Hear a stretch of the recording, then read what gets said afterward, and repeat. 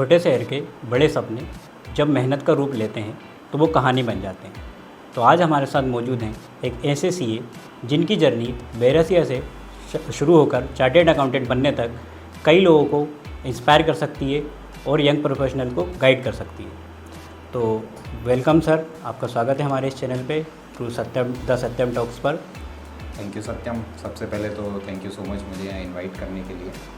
तुमने एक अच्छा सा इंट्रोडक्शन दिया, उसके लिए भी बहुत बहुत धन्यवाद। बाकी जर्नी तो वर्थ इंस्पायरिंग है और अभी के यंगस्टर के लिए शायद रिलेवेंट भी हो सकती है, जो लोग शायद ये देख रहे हैं। और मैं बाकी लोगों से भी अपील करूँगा कि तुम्हें भी फॉलो करें जी। और क्योंकि तुम्हारा भी एक नई शुरुआत है, तो यहाँ से तुम्हारा भी एक फ्लाइट टेक ऑफ मोड शुरू हुआ है जी। तो थैंक यू सो मच उसके लिए।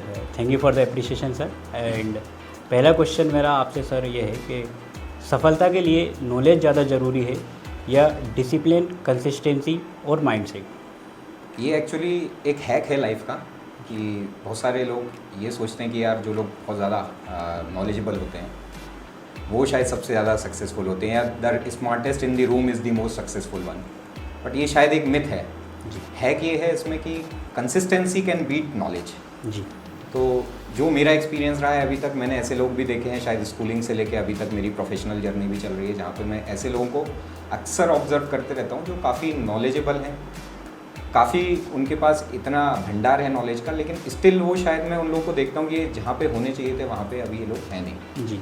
तो फिर शायद मैंने ये ऑब्ज़र्व किया कि यार फिर ऐसा क्या है इन लोगों की ये सक्सेसफुल नहीं है, और एट द सेम टाइम अगर कंपेयर करूँ किसी ऐसे व्यक्ति से जो काफ़ी सक्सेसफुल है लेकिन शायद वो उतना नॉलेजेबल नहीं है, तो इसके लिए एक जो तुमने बोला कि कंसिस्टेंसी ज़्यादा ज़रूरी है, नहीं तो जो लोग शायद डेली अपने आप को शो अप करते हैं, जो शायद डिसिप्लिन रहते हैं जीवन में, जो शायद जो डेली करना चाहिए, जो रूटीन सेट करते हैं, जो टारगेट अपना सेट करते हैं, उसके लिए जो लोग थोड़े से ऑनेस्ट रहते हैं, डेडिकेटेड रहते हैं, उन लोगों की प्रोबेबिलिटी कंपैरेटिवली काफ़ी हाई होती है एज़ कम्पेयर टू दोस्त लोग जो नॉलेजेबल है लेकिन कंसिस्टेंट नहीं है।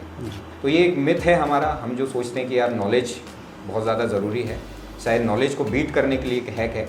नॉलेज होना बहुत अच्छी बात है, इसका मतलब ये नहीं है कि हम नॉलेज पजेस करना बंद कर दें जीवन में। नॉलेज पजेस करना भी उतना इक्वली इम्पोर्टेंट है कंसिस्टेंट होना जितना, लेकिन सिर्फ नॉलेज इज़ नॉट वर्थ कि भाई आप सक्सेसफुल हो जाओ। उसके लिए आपको शायद कंसिस्टेंसी और डिसिप्लिन, ये दोनों चीज़ें भी हमें शायद जीवन में लेके आनी पड़ेगी नॉलेज के साथ। तो ये एक टाइप से कह सकते हैं जैसे आप एक कार में ट्रेवल कर रहे हो जिसके 4 व्हील्स हैं, 4 व्हील्स में एक व्हील सिर्फ नॉलेज है, बाकी 3 व्हील्स के साथ आप मतलब अगर वो एक व्हील रहेगा और बाकी 3 नहीं रहेंगे तो शायद कार आगे नहीं बढ़ेगी और अपनी डेस्टिनी पे नहीं पहुंच पाएगी। तो इसका जवाब अब कि भाई consistency is very important in life. तो हम ऐसे कंक्लूड कर सकते हैं कि नॉलेज तो आपको मतलब गेन करना ही है, साथ में आपको कंसिस्टेंट होना पड़ेगा हमें। जी। सिर्फ नॉलेज गेन करने से शायद हमारी बात नहीं बनेगी, नॉलेजेबल होना ज़रूरी है, लेकिन नॉलेज भी तभी यूज़फुल होगा जब आप कंसिस्टेंटली उस चीज़ को अपनी लाइफ में रूटीन में अप्लाई कर रहे हो। आज आप एक इन्फॉर्मेशन का डेटा बहुत सारा लेके बैठ जाओ लेकिन उसका कोई प्रोडक्टिव यूज़ नहीं है तो शायद वो किसी काम का नहीं है। लेकिन आप वो प्रोडक्टिव यूज़ कहीं अपने करियर में, कहीं अपनी प्रोफेशन में, कहीं अपनी हॉबीज़ में यूज़ कर पाओ तो शायद लाइफ ज़्यादा वर्थ लिविंग हो जाएगी। जी। जैसा कि आपके प्रोफेशन में आप आज हाईली रेप्यूटेटेड हैं, तो किसी भी प्रोफेशन में ट्रस्ट और रेपुटेशन कैसे बनती है? एक्चुअली सत्यम, इसमें ऐसा है कि सबसे पहला तो ट्रस्ट जो है किसी एडवर्टीजमेंट से नहीं आती है जी। ट्रस्ट एक्चुअली एक ऐसा इवेंट है जो एक्यूमुलेशन ऑफ इवेंट बोलेंगे जिसको हम, मतलब एक स्पेसिफिक इवेंट में आप ट्रस्ट बिल्ड नहीं कर सकते लोगों का। ड्यूरिंग द टेन्योर आपने क्या किया, कैसे चीज़ों को एक्यूमुलेट किया, कैसे लोगों को रिस्पॉन्ड किया आपने। तो जब बहुत सारे अच्छे इवेंट्स का एक घड़ा भरता है तो उसको आप ट्रस्ट नाम दे देते हो, या हमारे कॉमर्स के टर्म्स में हम उसको गुडविल बोल देते हैं। तो लगातार आपने कैसा काम किया, आपके कमिटमेंट कैसे हैं, कितनी इंटीग्रिटी के साथ आप लोगों के से डील करते हो, कैसे काम करते हो, तो इससे धीरे धीरे करके हम ट्रस्ट की तरफ बढ़ते हैं। मे बी प्रोफेशन जो है आपको ट्रस्ट बिल्डिंग की तरफ, या आपकी जो क्वालिफिकेशन है ट्रस्ट बिल्डिंग की तरफ एक आपको शायद flight they they, but ultimate trust लोगों का तभी डेवलप होगा जब आप उनके लिए कैसे और कब और कहाँ डिलीवर कर रहे हैं चीज़ों को। जब आपकी बातों में और आपके एक्शंस में थोड़ा सा कंसेंसस दिखे, जब आप इंटीग्रिटी के साथ लोगों को अप्रोच करें, लोगों को आपकी डीलिंग्स में एक फेयरनेस नज़र आए, तो शायद धीरे धीरे करके आप उस लेवल तक, उस मुकाम तक पहुंच जाते हैं जहां लोग आपको बोलने लगते हैं कि शायद ये व्यक्ति ट्रस्टवर्दी है। जी। तो गुडविल का लॉन्ग टर्म सक्सेस में कितना रोल है? लॉन्ग टर्म सक्सेस और गुडविल शायद पैरेलली चलते हैं अपने आप में, क्योंकि जैसे अगर कोई नया प्रोफेशनल है, किसी ने अपना नया करियर परस्यू किया है और he is enable to obtain the trust of the people, या वो ट्रस्टवर्दी नहीं है, तो शायद लंबी रेस में वो ना दौड़ पाए। लेकिन अगर कोई ट्रस्टवर्दी है और माउथ पब्लिसिटी के थ्रू उसका ट्रस्ट धीरे धीरे स्प्रेड हो रहा है, तो उस केस में लॉन्ग टर्म सक्सेस का एक ये बहुत बड़ा मंत्र है कि अगर आप गुडविल जनरेट कर पा रहे हो मार्केट में, बहुत अच्छे से लोगों का ट्रस्ट गेन कर पा रहे हो, तो आप एक बेहतर दिशा में कदम रख पाओगे। वरना क्या है कि हमारा कैरियर शुरू होते ही ख़त्म होने की जो कहानी होती है, वो शायद अगर ट्रस्ट गेन नहीं करोगे तो नहीं आ पाएगा। तो लोगों को अगर अट्रैक्ट करना है तो ट्रस्ट आपको गेन करना पड़ेगा। सर, आपके एक्सपीरियंस के हिसाब से हमें बताइए कि किसी भी व्यक्ति द्वारा अपनी लाइफ में, करियर में या बिजनेस में स्टार्ट करने में सबसे कॉमन मिस्टेक्स क्या होती हैं? सत्यम, एक्चुअली अभी मेरा जो ऑब्जर्वेशन है करंट सिनेरियो में, सबसे बड़ा मुझे लगता है मिस्टेक लोग करते हैं जल्दी अमीर बनने का जो एक सपना रहता है। जी, ये सपना देखना बेकार बात नहीं है, लेकिन ये जो सपना है इसको अचीव करने के लिए लोग फिर क्या है, पैनिक में आ जाते हैं और वो कहीं एक डिप्रेसिंग जोन में चले जाते हैं। तो शायद हमें हमारी बाउंड्रीज पता हो। जल्दी अमीर बनना पाप नहीं है, लेकिन जल्दी अमीर बनने के गलत तरीके आजमाना, वहाँ पे एक मुझे इशू लगता है, जिसकी वजह से लोग जो हैं काफ़ी जगह मेंटल स्ट्रेस और जो मेंटल प्रॉब्लम्स होती है लोगों को शायद। दूसरा मुझे जो प्रॉब्लम लगती है लोगों की कि कंपैरिजन जो रहता है हमारा, क्योंकि सोशल मीडिया का दौर है, दिन भर स्टोरीज, रील्स, इंस्टाग्राम, फेसबुक ये सब देखना, तो एक कंपैरिजन वाला फैक्टर है। क्योंकि लोगों का हम बिहाइंड द सीन्स नहीं देखते हैं, लोग सिर्फ अपने अच्छे मूवमेंट डाल रहे हैं सोशल मीडिया पे, तो हमें सिर्फ वो ऑब्जर्व होते हैं और हम फिर उनसे हमारी लाइफ को कंपेयर करने लगते हैं, हम हमारे स्ट्रगल्स को उनके गुड टाइम्स से कंपेयर करने लगते हैं। तो यहाँ क्या प्रॉब्लम आती है, क्योंकि हम कंपेयर करते हैं, हम उनके बैड मोमेंट्स को नहीं नज़रअंदाज करते हुए सिर्फ गुड स्टोरीज देख रहे होते, तो वहाँ पे थोड़ा सा अगेन मेंटल स्टेट और डिप्रेसिंग स्टेट में हम पहुँच जाते हैं और ख़ुद को अपने आप से ओवर एक्सपेक्टेशंस में बांध लेते हैं या बोझ में ढाल देते हैं उसमें। तो शायद एक ये जो कंपैरिजन है, ये एक हमारा मिस्टेक होता है। शायद हमें इस चीज़ का इल्म होना चाहिए कि सोशल मीडिया पे लोग सिर्फ अपने अच्छे मोमेंट और शायद कुछ अच्छी चीज़ें प्रोजेक्ट करते हैं, लेकिन वो जो अपने डार्क मोमेंट्स हैं या जो अपने स्ट्रगल्स हैं वो कभी भी यहाँ पे नहीं डालेंगे। तीसरा मुझे लगता है कि शायद जो करियर सिलेक्शन को लेके जो एक प्रॉब्लम है कि लोग अपना जो करियर है प्रॉपर सेल्फ असेसमेंट से चूज़ ना करके शायद कहीं इमोशनल होके या पीयर प्रेशर में आके या सोशल प्रेशर में आके या कोई ट्रेंड फॉलो करके, ये सब चीज़ों के देखते हुए शायद अपना करियर सिलेक्ट करते हैं। और उसके बाद क्योंकि प्रॉपर सेल्फ असेसमेंट नहीं होती है, क्योंकि वो लोग उस चीज़ में अच्छे नहीं हैं जिसमें उन लोगों को जाना, मतलब जहाँ नहीं जाना चाहिए था वहाँ पहुँच गए, और जिस करियर को चूज़ करना चाहिए था शायद उसको उनने नेगलेक्ट कर दिया है इन सब प्रेशर्स के होते हुए। तो यहाँ ज़रूरत है एक प्रॉपर सेल्फ असेसमेंट की, शायद एक कंसल्टेशन या फिर हमें प्रॉपर एक गाइडेंस की भी वहाँ पे में भी रिक्वायरमेंट हो सकती है कि हम प्रॉपर एक हमारा सिलेक्टिव डिसीजन लें। और चौथी जो मुझे जो प्रॉब्लम लगती है लोगों का, जो लॉन्ग टर्म प्लान को लेके है, कि शायद शॉर्ट टर्म बेनिफिट्स देख के हम हमारे majority of decisions day to day life में ले रहे होते हैं, लेकिन उसका जो ओवर द टाइम इम्प्लीकेशन है 5 से 10 साल में जो इम्पैक्ट है शायद वो हम कंसिडर नहीं करते हैं उसको। तो हम कोई भी छोटा बड़ा डिसीजन ले, शायद एक बार ज़रूर हमें उस चीज़ को रिविज़िट करना चाहिए कि आने वाले 5 से 10 साल में ये डिसीजन का क्या इम्प्लीकेशन होने वाला है। स्पेसिफिकली जो मेजर इम्प्लीकेशंस हैं, जैसे कि एग्जांपल करियर को लेके हो गया अपना, लाइफ पार्टनर की चॉइस को लेके हो गया अपना, प्लस और जो डे टू डे अफेयर्स में जो मेजरली इम्पैक्ट करते हो हमारा फ्यूचर, उनमें एटलीस्ट हमें एक लॉन्ग टर्म प्लानिंग और लॉन्ग टर्म सक्सेस को देखते हुए हमें डिसीजन लेनी चाहिए। तो मैंने शायद यही 4 चीज़ें जो ऑब्जर्व की हैं अभी, जहाँ लोग शायद गलती करते हैं या जहाँ पे ये जो मिस्टेक्स करते हैं कॉमन, जो शायद एक बार हम प्रॉपरली ऑब्जर्व करें चीज़ों को और प्लान करके चीज़ें करें तो शायद अवॉइड की जा सकती है। तो एज आ एक यंग प्रोफेशनल या एक MBA स्टूडेंट होने के नाते मैं एक डिल्यूज़न में हूँ, जो मैं आपसे क्लियरिटी चाहता हूँ कि पैशन वर्सेस प्रोफेशन की लड़ाई में उसको कैसे टैकल किया जाए। देखो, अब इसमें इंसान एक डिलेमा में फंस जाता है। अब ये डिलेमा ऐसा होता है कि एक तरफ आपका पैशन खड़ा है, एक तरफ आपका प्रोफेशन खड़ा है। सबसे बेस्ट तो ये होता है कि अगर पैशन ही प्रोफेशन बन जाए तो उससे बेटर कुछ नहीं है। जैसे फॉर एग्जांपल, अगर आपका प्रोफेशन पॉडकास्ट शूट करना है या पब्लिक स्पीकिंग में है, अगर इसी को आप प्रोफेशन बना लो और वो मीन्स ऑफ अर्निंग बन जाए आपका, तो सबसे पहला टारगेट तो यही होना चाहिए। क्योंकि यहाँ पे आप मेंटली शायद ज़्यादा स्टेबल रहोगे एज़ कम्पेयर टू आपको फोर्स्ड किसी प्रोफेशन में डाल दिया जाए। लेकिन एट द सेम टाइम सारे प्रोफेशंस में भी शायद उतने फाइनेंशियली लुक्रेटिव ना रहें। मे बी प्राइमा फेसी या इनिशियली वो तुम्हें दिखे कि यार ये बहुत अच्छा पैशन है परसू करने के लिए, लेकिन एट द एंड आपको शायद एक फैमिली को भी फीड करना है मे बी, या फिर आपको कुछ एक्सपेक्टेशंस भी पूरी करनी है खुद की। तो फाइनेंशियल टर्म्स में देखें तो अगर पैशन आपकी वो फाइनेंशियल नीड्स को पूरी नहीं कर पा रहा है तो वहाँ पे मे बी एक कॉम्प्रोमाइज़ का स्टेट बनेगा जहाँ पे आपको एक डिसाइड करना पड़ेगा कि भाई क्या चीज़ सर्वोपरि है आपके लिए। लेकिन एट द एंड अगर आप अपने पैशन को परसू नहीं कर रहे हो एज अ प्रोफेशन, फिर भी मैं एक चीज़ सजेस्ट करूँगा कि उसमें एटलीस्ट कुछ हद तक तो आप अपने पैशन को फॉलो कर सकते हो, क्योंकि हर व्यक्ति के पास कहीं ना कहीं एक स्पेयर टाइम रहता है। आफ्टर वर्किंग आवर्स कुछ ना कुछ समय आपको बचेगा।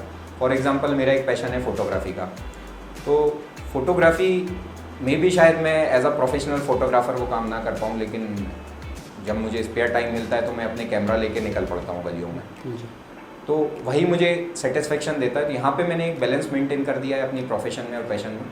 कुछ एक समय मैं अपनी पैशन को डेडिकेट कर रहा हूँ, कुछ एक समय मैं अपनी प्रोफेशन को डेडिकेट कर रहा हूँ। तो यहाँ पे मैं अनस्टेबल नहीं हूँ मेंटली, या मुझे ज़्यादा इश्यूज़ नहीं लग रहे हैं एज़ कम्पेयर टू मैं सिर्फ एक प्रोफेशन में घुस गया जहाँ पे मैं सिर्फ एक काम किए जा रहा हूँ और उसके बदले में अपना लेजर जो टाइम है उसको भी प्रोफेशन के प्रेशर में आके उसको भी ख़राब कर रहा हूँ। So we can say that once in a lifetime you should prioritize your passion first. ये थोड़ा सा कहना गलत होगा कि once in a lifetime. मेरे हिसाब से पैशन जो है इट्स अ कंटिन्यूस अफेयर। अगर आप 80 के हो तो भी पैशन कंटिन्यू रखो अपना, अगर आप 20 के हो तो भी पैशन कंटिन्यू रखो अपना। लेकिन अगेन बैलेंस जो आपको देखना है कि मतलब पैशन की लिमिट्स क्या है और प्रोफेशन की लिमिट्स क्या है। तो अगर आप एक ऑप्टिमम बैलेंस में दोनों चीज़ें परसू कर रहे हो तो मेरे हिसाब और बेस्ट वही होता है कि ऑप्टिमम बैलेंस में करो, जिससे आप एक अच्छी लाइफ, एक हेल्दी लाइफ लीड कर सको। और एक्सेस ऑफ एनीथिंग, बाउंड्री अगर क्रॉस हो रही है, बीट भी पैशन और बीट भी प्रोफेशन, शायद वहाँ पे पैनिक का स्टेट स्टार्ट हो जाएगा हमारा। जी, अगर कोई पर्सन अपना बिजनेस स्टार्ट कर रहा है तो सबसे पहले उसे किन फाइनेंशियल और प्रैक्टिकल एस्पेक्ट्स पर सबसे ज़्यादा ध्यान देना चाहिए? इसमें सत्यम ऐसा है कि मुझे ऐसा लगता है कि सबसे पहले प्रॉपर प्लानिंग जो होती है, जैसे हम अगर कोई फाइनेंशियल या बिजनेस डिसीजन ले रहे हैं तो एटलीस्ट हमें इस चीज़ का आइडिया रहे कि हम किस डायरेक्शन में काम कर रहे हैं। क्योंकि एक थोड़ा सा इंडियन एजुकेशन सिस्टम का मैं एक फ्लॉ थोड़ा सा यहाँ पे हाईलाइट करूँगा कि हम लोग को सब चीज़ें पढ़ाई जाती हैं, लेकिन फाइनेंशियल एक्यूमेंट 10th क्लास तक एटलीस्ट हमें नहीं पढ़ाया था। 12th तक भी एटलीस्ट तब है जब हम कॉमर्स स्ट्रीम में हों, तो हमें एक बिज़नेस की अंडरस्टैंडिंग दी जाती है। लेकिन अगर तुम ऑब्जर्व करोगे तो मोर देन 50% या 50% लोग प्रोप्राइटरशिप या किसी टाइप के बिजनेस एक्टिविटीज़ में इन्वॉल्व हो जाते हैं पोस्ट देयर क्वालिफिकेशन। तो शायद यहाँ पे एक कहीं ना कहीं कमी रह जाती है कि हमारे पास उतना बिजनेस डिसीजन मेकिंग की कैपेबिलिटी नहीं रहती है जितनी हमारे पास होनी चाहिए। तो उस केस में फिर हमारा थोड़ा सा एक दायित्व बनता है कि हम जो भी डिसीजन लें थोड़ा सा रिसर्च करने के बाद लें। उसके बाद थोड़ी हमें कैश फ्लोज की बिजनेस में हमें अंडरस्टैंडिंग होनी चाहिए। एक थोड़ा सा एक मिथ है कि profit equal to cash flow, जो कि ट्रू नहीं है। प्रॉफिट और कैश फ्लो दोनों अलग अलग हैं, दोनों अलग डायरेक्शन में काम करते हैं। तो उसकी थोड़ी हमें अंडरस्टैंडिंग होनी चाहिए। We should know what our cash flows are. सिर्फ प्रॉफिट देख के अगर खुश होना है तो वो एक अलग बात है, लेकिन हमें हमारे कैश फ्लोज की अंडरस्टैंडिंग करके उसके बाद हम अगर डिसीजन लें तो वो एक थोड़ा सा ज़्यादा बेटर रहेगा, थोड़ा ज़्यादा रिलायबल डिसीजन रहेगा। एक और मुझे जो एडवाइस देने योग्य लगती है वो ये है कि अननेसेसरी डेट से हमें बचना चाहिए। कॉमर्स के टर्म्स में जो लोग कॉमर्स से होंगे वो शायद थोड़ा सा समझ पाएंगे कि डेट इक्विटी मिक्स होता है किसी भी बिजनेस का। तो हमें उसकी थोड़ी सी बाउंड्रीज पता होनी चाहिए कि हमें कितना डेट लेके बिजनेस करना है। डेट का सीधा मतलब है कि उधारी लेके काम करना, इक्विटी का सीधा मतलब है कि खुद का कितना पैसा इन्फ्यूज़ करना है। अगर इन दोनों का मिक्सअप बैलेंस नहीं है तो उस केस में बिज़नेस कहीं ना कहीं स्ट्रेसफुल हो जाता है हमारे लिए। हमारे फाइनेंशियल ऑब्लिगेशन जो हैं कहीं ना कहीं हम मीट नहीं कर पाते हैं, वहाँ पे प्रॉब्लम्स होने लगती हैं। तो थोड़ा सा ये चीज़ हमें एनालाइज करनी चाहिए कि कितना हमें डेट उधार लेके काम करना है, कितना हमारा खुद का मिक्स करना है और कहाँ हमारी बाउंड्रीज ख़त्म होती है डेट की, कि इसके बाद हम EMIs का जो बर्डन है वो शायद ना झेल पाएँ। जी। तीसरी चीज़ जो मुझे शायद लगती है अकाउंटिंग एंड फाइनेंस से रिलेटेड है कि लोग हमारा जो कंप्लाइंस वाला जो पार्ट है वो कहीं ना कहीं इग्नोर करते हैं। अकाउंटिंग वाला पार्ट जो है कहीं ना कहीं इग्नोर करते हैं। उन्हें ऐसा लगता है कि पैसा आ रहा है मतलब सब कुछ स्मूथ चल रहा है। पैसा आके उसको अकाउंट फॉर करना अपनी बुक्स में, अकाउंट फॉर करने के बाद उसका सिस्टमेटिक यूटिलाइजेशन करना, ये एक बिज़नेस का एक बहुत अहम रोल है। एक बहुत बड़ा पार्ट है। तो इसके बाद फिर कंप्लाइंसेस वाला पार्ट भी आता है। फॉर एग्जांपल हमें बहुत सारे एमएसएमई के कंप्लाइंसेस करने होते हैं, हमें बहुत सारे इनकम टैक्स और जीएसटी से रिलेटेड कंप्लाइंसेस करने रहते हैं। तो हमारा ये एक इल्यूजन है कि प्रॉफिट कमाने के बाद हमारा रोल ख़त्म हो जाता है, लेकिन वहाँ एक्चुअली रोल एंड नहीं होता। उसके बाद भी एक बहुत लंबा सा एक रास्ता है जो हमें तय करना है, हमें अथॉरिटीज़ को भी जवाब देना है हमारा। तो अकाउंटिंग, फाइनेंस और कंप्लाइंसेस जो हैं, they are also equally important for a well settled business. अगर यहाँ हम कहीं चूकते हैं तो मे बी लॉन्ग रन में कहीं हम स्ट्रगल करने लगें, बहुत सारे लिटिगेशंस, कानूनी हमारे प्रॉब्लम्स होने शुरू हो जाएं। जी। तो ये हमें कंप्लाइंस वाला जो पार्ट है वो हमें थोड़ा सा ध्यान देने योग्य है। चौथा है नंबर्स की थोड़ी एक अंडरस्टैंडिंग। अगर बिजनेस में आप हो, मतलब एटलीस्ट नॉट अ टेक्निकल और एडवांस अंडरस्टैंडिंग, बट हर एक व्यक्ति को एटलीस्ट बेसिक अंडरस्टैंडिंग अपने बिजनेस के नंबर्स के बारे में रखनी चाहिए। नंबर से मेरा मतलब है at least you should know what your cost are, what your margins are, क्या प्रॉफिट आपका है किसी भी प्रोडक्ट को या सर्विस को सेल करने के लिए। तो अगर हमें थोड़ी सी बेसिक भी अंडरस्टैंडिंग है तो शायद हम एक सही दिशा में जाएंगे। अगर हम अंधेरे में बिजनेस कर रहे हैं जहाँ हमें कुछ नंबर्स का ज्ञान ही नहीं है, तो वहाँ पे थोड़ा सा हमारी ट्रबलसम चीज़ें हो सकती हैं। जी। तो आज के युवाओं के लिए फाइनेंशियल ग्रोथ या वेल्थ क्रिएशन की सही शुरुआत क्या हो सकती है? ये अभी जैसे मैंने तुम्हें एक और क्वेश्चन का आंसर दिया था जिसमें मैंने बताया था कि हमें 12th क्लास तक सब चीज़ें पढ़ाई जाती है। जी। बस सिर्फ एक फाइनेंशियल एक्यूमेंट शायद हमें नहीं पढ़ाया जाता। जी। वेल्थ क्रिएशन एक्चुअली ओवरनाइट नहीं होता। Wealth creation takes time and patience. तो अभी जो यंगस्टर्स हैं शायद मे बी अच्छा अर्न कर रहे हों कुछ लोग, या maybe they are on the verge of earning good amount, but कहीं ना कहीं वो शायद अपने फाइनेंसेस को प्रॉपरली मैनेज नहीं कर पाते हैं। इसकी वजह से क्या है कि जो वेल्थ शायद वो क्रिएट कर सकते थे जी, वो नहीं कर पाते हैं। तो सबसे पहला तो मेरा यही सजेशन रहेगा कि इसमें कि सबसे पहले हम हमारे जो इनकम जनरेशन की स्किल्स हैं उनको डेवलप करें।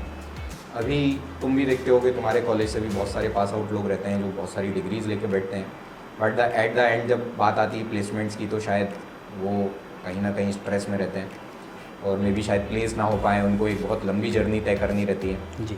एट द एंड रिजल्ट वही होता है कि वो व्यक्ति कहीं ना कहीं जाके कॉलेज से निकल के कोई और स्किल गेन करता है और उसके बाद फिर वो प्लेस्ड होता है। तो स्किल डेवलपमेंट ये कंटिन्यूस प्रोसेस है, प्लस हमें ऐसी स्किल्स एक्वायर करती रहनी चाहिए जिससे हम इनकम जनरेट कर पाएँ, क्योंकि income is the beginning of wealth creation. जी। क्योंकि जब आपकी इनकम होगी तभी आप कहीं ना कहीं वेल्थ बिल्डिंग की तरफ मूव कर पाओगे। दूसरा, इसमें एक मुझे लगता है कि हर व्यक्ति के पास एक इमरजेंसी फंड होना चाहिए। इमरजेंसी फंड से मेरा मतलब है कि क्योंकि हम लोग एक फैमिली में रहते हैं और अगर आप जो कमाओगे उसको कहीं भी इन्वेस्ट कर दोगे या कहीं भी उसको खर्च कर दोगे और जब कभी कोई अर्जेंसी आई शायद, तो हम फिर लोन को रिजॉर्ट करते हैं या कहीं से हम हेल्प मांगते हैं। तो एक ऐसा इमरजेंसी फंड रहे जो रेडिली अवेलेबल रहे, लिक्विड स्टेट में रहे। लिक्विड स्टेट से मेरा मतलब है कि कभी भी उसको इनकैश करके आप यूज़ कर सको। और वो इमरजेंसी फंड सिर्फ उन स्थितियों में यूज़ किया जाए जिन स्थितियों के लिए आपने उस फंड को बना के रखा है। वो कोई मेडिकल इमरजेंसी भी हो सकती है, वो आपकी बच्चे की एजुकेशन भी हो सकती है, वो आपकी और भी कोई टाइप की अर्जेंसी फैमिली में आए उसको मीट करने के लिए हो सकती है। तो इमरजेंसी फंड जो है शायद ये बहुत बड़ा एक इग्नोर्ड सब्जेक्ट है अभी तक, लेकिन इस पर थोड़ा सा हमें ध्यान देने की ज़रूरत है। तीसरा, मुझे लगता है कि जो इन्वेस्टमेंट वाला जो फैक्टर है कि आप इनकम तो अर्न कर रहे हो लेकिन you are not a consistent investor. तो कंसिस्टेंट इन्वेस्टर अगर आप हो और धीरे धीरे इन्वेस्ट करके आगे बढ़ रहे हो तो शायद हो सकता है कि वेल्थ आपकी सुपर वेल्थ बन जाए एक समय के बाद। तो ये जो मिथ है कि भाई बहुत इनकम होना मतलब बहुत वेल्थ होना, ये शायद ट्रू नहीं है। अगर आप कंसिस्टेंटली इन्वेस्ट कर रहे हो, इसमें अमाउंट मैटर नहीं करता। एक व्यक्ति मान लो 50,000 सैलरी है, एक की 2 लाख, एक की 5 लाख, एक की 10 लाख है, तो जो भी आपका स्पेयर फंड है उसमें अगर आप इन्वेस्ट कर रहे हो, पैसा निकाल रहे हो, उसमें आप कंसिस्टेंटली हर मंथ, जैसे एक कंसेप्ट होता है SIP का एक कंसेप्ट होता है जी। अगर आप बहुत बड़े ज्ञाता नहीं हो फाइनेंस के तो उसमें सिंप्लीफिकेशन है कि भाई आप जाके एक छोटी सी एक SIP कर दो, एक अच्छा सा फंड चूज़ करो और वो कंटिन्यूस करते रहो। तो over the period of time शायद एक बहुत अच्छे आप वेल्थ एक्यूमुलेट कर पाओगे।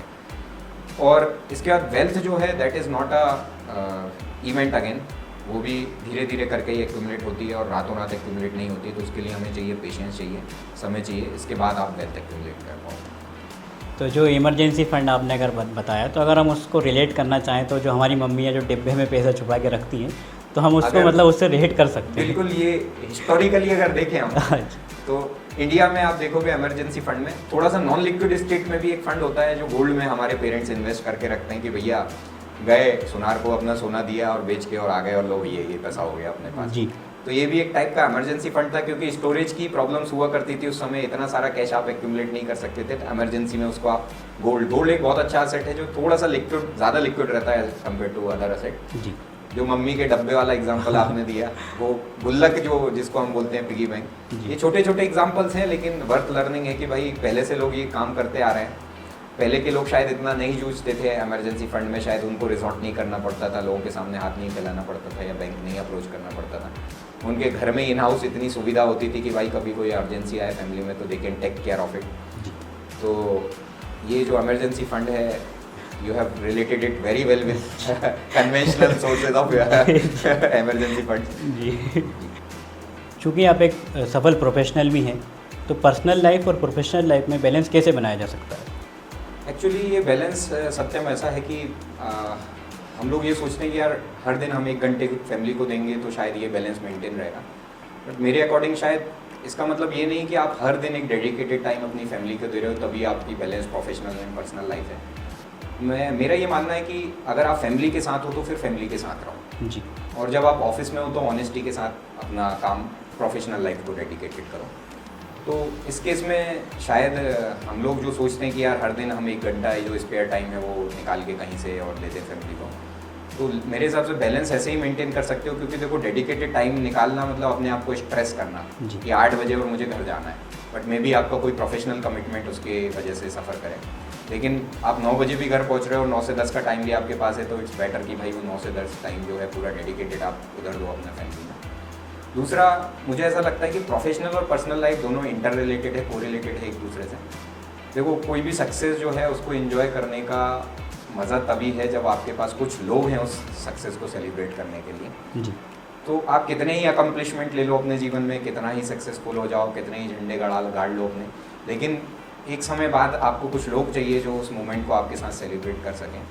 तो प्रोफेशनल लाइफ में अगर आप बहुत अच्छा कर रहे हो लेकिन आपके पास लोग नहीं हैं तो कोई सेंस नहीं है, और अगर सेलिब्रेट करने के लिए घर पे कोई है आपका या दोस्त हैं आपके, तो वहाँ पे वो जो सक्सेस है आपकी वो मल्टीफोल्ड मैग्नीफाई हो जाती है।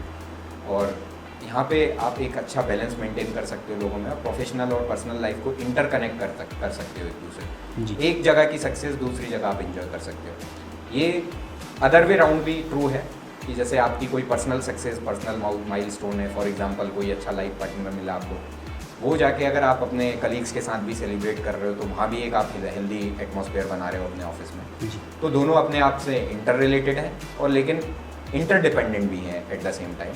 तो हमारे ऊपर है कि हम इस चीज़ को कैसे बैलेंस आउट कर सकते हैं और कैसे एक better professional and personal life accomplish कर सकते हैं। जी। मेरा आपसे एक सवाल फ्रेंडशिप को लेकर है कि फ्रेंड्स के बारे में आपका क्या ओपिनियन है? मतलब जैसे कि एक फ्रेंड एक गाइड भी हो सकता है, एक मोटिवेटर भी हो सकता है, एक हेल्पर भी हो सकता है, तो क्या आपकी लाइफ में कोई ऐसा फ्रेंड रहा हो या आप किसी के लिए इस तरह का रोल निभा पाए हों? फ्रेंडशिप की सबसे अच्छी बात जो मुझे लगती है, शायद वहाँ पे कोई बाउंडेशंस नहीं है। जी।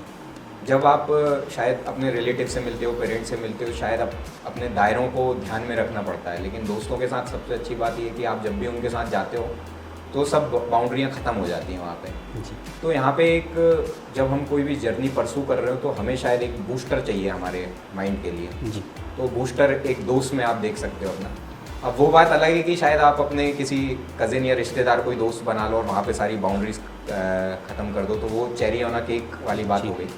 तो दोस्ती शायद बहुत अहम है हमारे जीवन में और वो एक बहुत रिलेवेंट रोल भी प्ले करती है, लेकिन एट द सेम टाइम शायद उसकी भी अपनी एक लिमिटेशंस हैं। जी। फॉर एग्जांपल, आपका कल एग्ज़ाम है और आप दोस्तों के साथ घूम रहे हो, कहीं पे मस्ती काट रहे हो, मज़े कर रहे हो, तो शायद वहाँ भी आपको अपनी बाउंड्रीज़ का ध्यान रखना है। लेकिन एट द सेम टाइम ऐसा भी नहीं है कि आप लेफ्ट आउट फील करने लगो जीवन में और आपको लगे कि यार मेरे पास कुछ 2 बातें हैं जो मुझे कहीं पे बोलनी है, लेकिन मेरे पास वो एक लोग या एक व्यक्ति या 2 व्यक्ति नहीं है जिनको मैं बता सकूँ और एट द सेम टाइम सामने वाला मुझे जज ना करे। क्योंकि ये रिस्क हमेशा रहेगी आपकी कि आप किसी थर्ड पर्सन को जो दोस्त नहीं है आपका उसको जाके बताओगे तो रिस्क ऑफ बीइंग जज्ड बहुत ज़्यादा है वहाँ पे, और शायद व्यक्ति का नज़रिया देखने का आपके लिए बदल सकता है। लेकिन दोस्त के सामने आप शायद जाके कुछ बोलोगे तो वो शायद उस बात को जज ना करके वो ऐसी ही 2 बातें और बता देगा कि वहाँ पे माहौल एक खुशनुमा माहौल बन जाएगा और शायद एक बेटर आपका मेंटल स्टेट में पहुँच जाओगे आप। सर टाइम में थोड़ा सा पीछे जाते हैं and I would like to ask you what made you choose chartered accountancy as a career, और आपकी जर्नी के बारे में थोड़ा सा बताइए।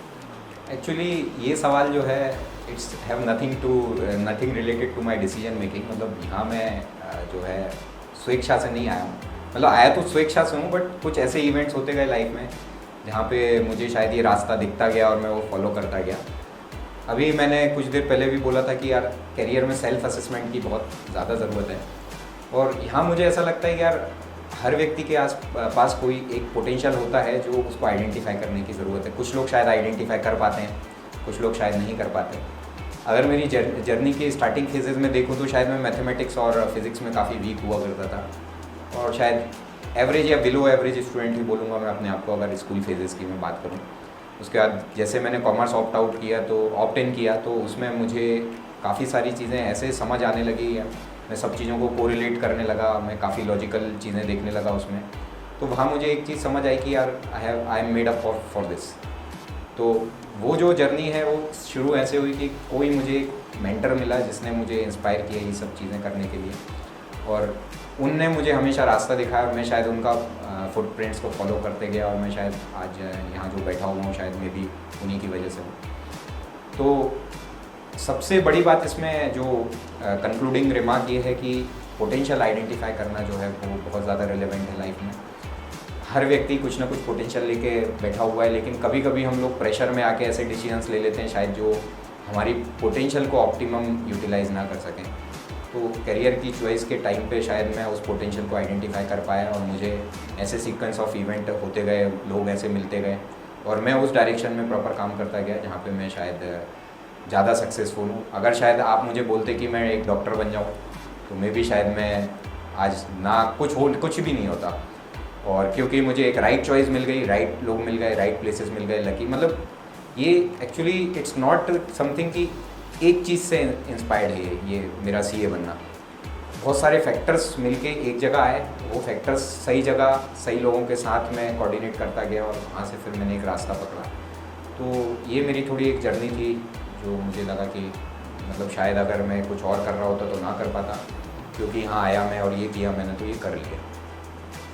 तो सर जैसा हमें पता है कि एआई और टेक्नोलॉजी बहुत ही प्रोमिनेंट हो गए हैं अब, और आपको क्या लगता है कि इसका जो यूटिलाइजेशन है वो एक स्टूडेंट को और एक प्रोफेशनल को कैसे करना चाहिए, या वो कैसे हेल्प ले सकता है इस चीज़ की?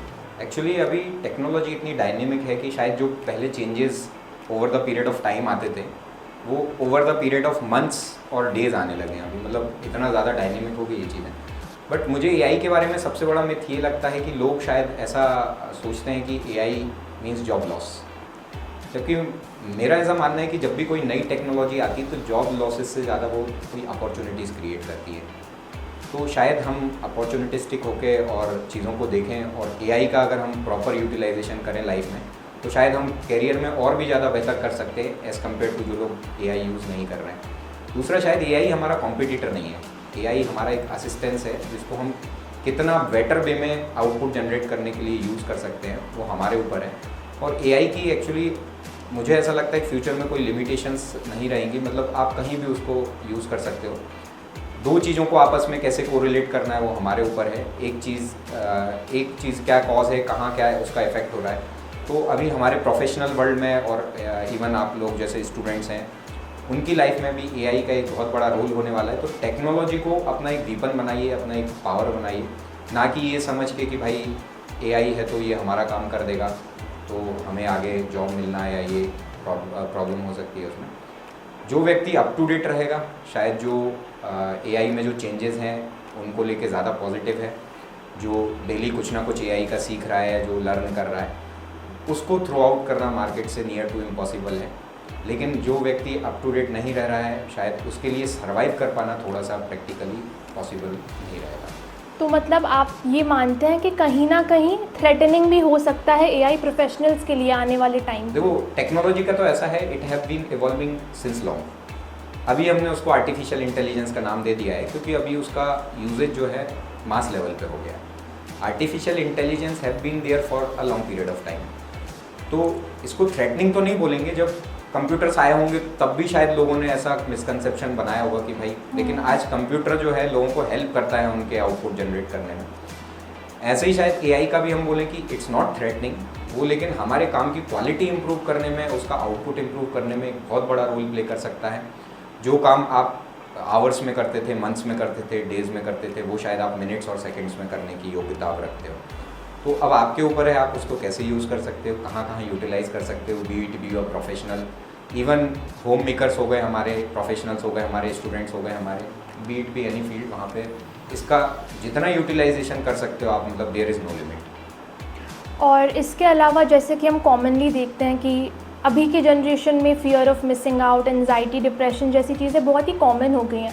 आपकी लाइफ में ऐसा कोई फेज़ रहा हो जब आपको ऐसा फील हुआ हो कि अब आप आगे नहीं बढ़ पा रहे हैं या स्टक आपको फील होता हो, ऐसी सिचुएशन में आपने खुद को मोटिवेट कैसे किया? ये चीज़ तो एक्चुअली जितने भी प्रोफेशनल्स हैं या जो कॉम्पिटिटिव एग्ज़ाम्स अपीयर करते हैं वो लोग बहुत ईजीली रिलेट कर सकते हैं इस चीज़ से अपने आप को। और ये सिर्फ प्रोफेशनल्स की कहानी नहीं है, डे टू डे लाइफ में भी लगभग हर व्यक्ति कभी ना कभी अपने लाइफ में एक ऐसा पॉइंट ऑफ टाइम आता है या लगता है यार अब डिप्रेसिंग हो गई ये चीज़ें, या आप यहाँ से आगे बढ़ पाना, मतलब पूरा अंधकार है आपके सामने, किस डायरेक्शन में मूव करना है आपको कोई डायरेक्शन नहीं दिख रहा है, there is no light from the front जहाँ आपको मूवमेंट दिखे या कुछ दिखे कि यहाँ पे जाना है हमें।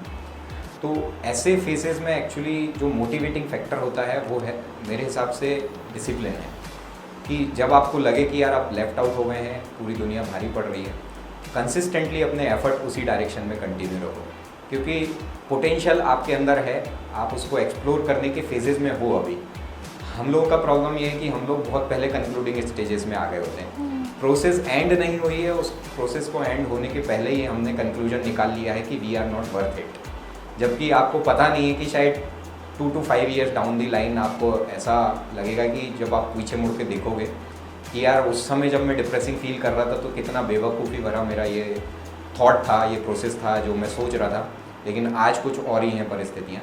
तो ये डिप्रेसिंग जो स्टेट्स है लाइफ के, ये ग्राफ की तरह होता है, कभी ऊपर नहीं हो जाता है, कभी नीचे हो जाता है, बट उस समय आप कितने बेटर कंपोज रख पा रहे हो अपने आप को। और बहुत समय ऐसे आएंगे जब आपको लगेगा यार क्विट कर देते हैं हम, अब पढ़ना नहीं हो पा रहा है हमसे, या अब हमसे इस प्रोफेशन में नहीं कंटिन्यू हो पा रहा है, बट उस समय ही आपका जो है विल पावर और मोटिवेशन काम आता है। मे भी शायद अभी हम पॉडकास्ट में बैठे हुए हैं, बातें बोलने में अच्छी लगे, बट जब हम उस फेज़ में होते हैं तब बहुत ज़्यादा टफ होता है हमें अपने आप को संभालना, कंट्रोल में रखना इमोशंस को हमारे, but at the same time आपको अपना अल्टीमेट एम किस चीज़ के लिए शुरू किया था वो मत भूलो।